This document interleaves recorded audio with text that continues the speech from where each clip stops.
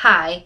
As I mentioned in my introduction speech that I come from a very large family and I'm close to them, I love my family dearly. The topic that I chose to speak to you today is one that does affect certain family members. I believe that everyone should support same-sex marriage because banning same-sex marriage doesn't stop couples from loving. It doesn't stop couples from developing relationships or starting families. Instead, it stops legal protection from separation, discrimination, or crimes. It stops loved ones from receiving benefits, and it denies couples their basic civil right. My goal today is to persuade you, or at least have you question your views on the support of same-sex marriage. By denying couples the right to marry, you do not stop them from having relationships or starting families. In a 2013 study that was conducted by the American Community Study, which is partnered with the U.S. Census Bureau, there are 726,600 same-sex relationships. That's married or living together and dating. And 46% of these couples have their own families, which leads me to my next topic of legal protection. It seems kind of trivial to some people, like, why do they have to get married? Can't they just live together in a civil union? My answer to that question is no, they cannot. Because according to the General Accounting's Office, there are 1,138 benefits, rights, and protection that are only available to married couples. Only married couples can file a joint tax return.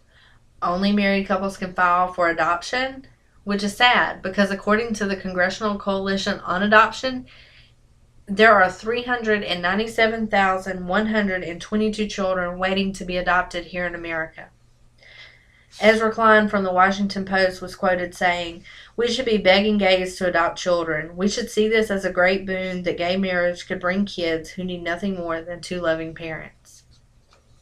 And in addition, married couples are only entitled to inheritance, retirement benefits, and bereavement leave for loved ones. And legal protection, that is something that is almost non-existent for same-sex couples. In the event of a separation, there's no legal division of property or a spousal support that's determined. And child support or custody arrangements, there's no legal protection in that either. I've always felt some sort of connection with same-sex couples. And it's not just because of my family members or friends, but it's because I'm in an interracial relationship and I have children from that. In 1967, Loving versus Virginia, the Supreme Court confirmed that marriage is the basic civil right of man. Just 48 years ago, interracial marriage was legalized. To think there was even a chance legally that I couldn't marry my husband and I couldn't have the family that I have today simply because of a law, it's very sad to me. Same-sex marriage is legal in 37 states. 13 have a ban against it in some form. Well, in April of this year, the Supreme Court will begin hearing discussions on same-sex marriage, and they are expected to make their ruling sometime in June.